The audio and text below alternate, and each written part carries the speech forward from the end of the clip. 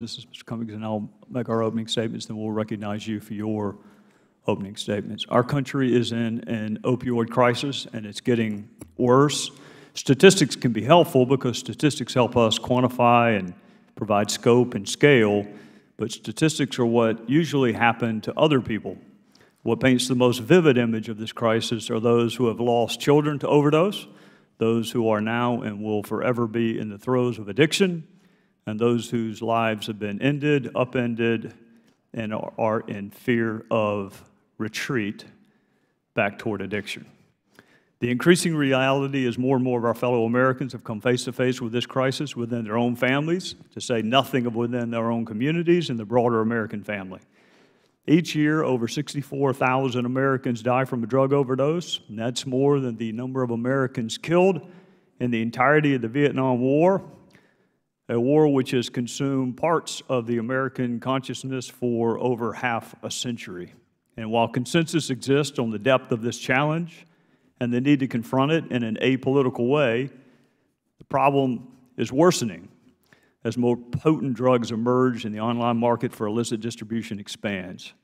Our country is in desperate need of a central coordinated response. The issue knows no geographic boundary, is no respecter of state lines, which means we need a coordinated governmental response at the national level. So 30 years ago, Congress created the Office of National Drug Control Policy.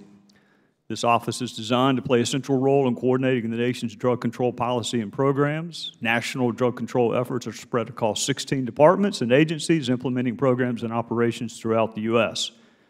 So a central coordinating body is essential to ensuring effective evidence-based drug control programs. Drug control efforts should be synchronized and targeted at achieving specific strategic goals.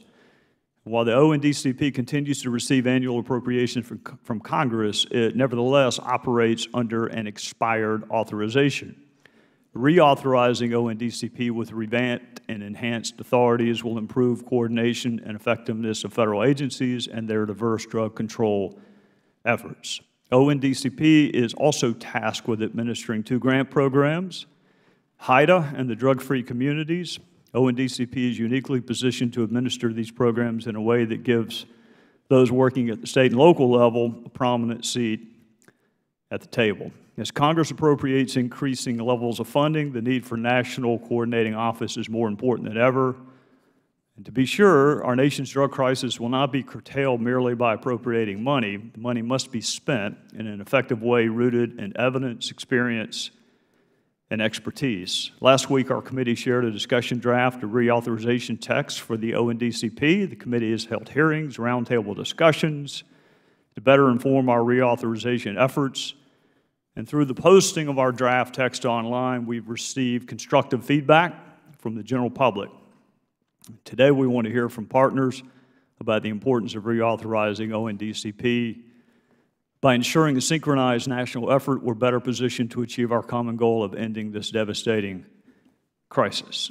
This week is the week we set aside each year in Congress to honor law enforcement.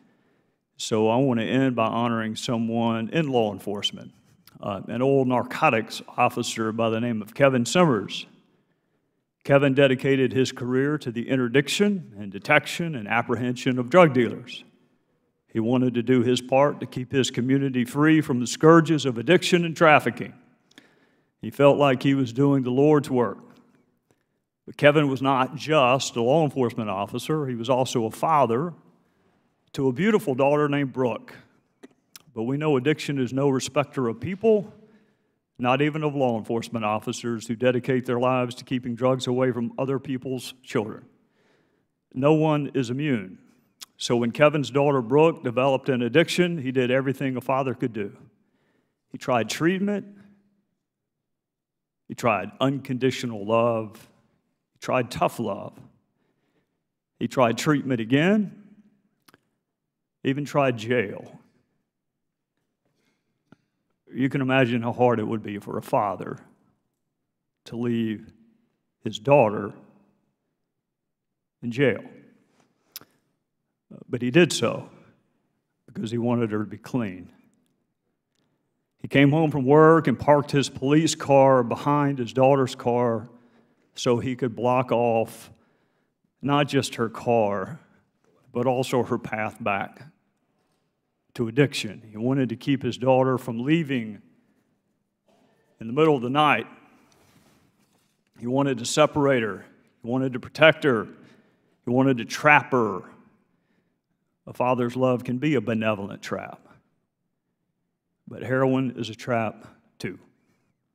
So Kevin woke up one morning to the ominous sound of an empty house and the ominous sight of tire tracks through the front yard. His little girl was gone again. 6 o'clock in the morning. Brooke went to a gas station. She called her sponsor. Sponsor said, call your dad. But she didn't want to disappoint her father again. So she drove to a church where she played basketball as a child, crawled into the back seat of her car, and overdosed on heroin. It's not the statistics.